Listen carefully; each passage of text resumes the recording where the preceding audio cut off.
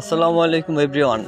দেখুন আমাদের ভোলা জেলাতে ইটের ব্রিকফিল, মেঘনা ব্রিকফিল সেটার অনেক পরিমাণ ইট অবিকৃত রয়ে গেছে। তাপ পরিমাণের চেয়ে অনেক বেশি। ভোলা জেলাটা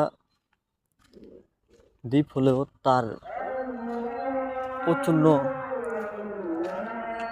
ব্যবসায়িক উদ্দেশ্যে অনেক মানুষই ইটের ভাটা দিতেছে। সেই কারণে ভোলা জেলাতে এত পরিমাণে ইট রয়ে গেছে, বিক্রি তেমন একটা হচ্ছেই না। তাই আজকে আপনাদেরকে পুরো ফুললি ইটভাটাটা ঘুরেই দেখাবো। যারা আমাদের চ্যানেলে নতুন তারা সাবস্ক্রাইব করুন, সাবস্ক্রাইব করে পাশে থাকুন।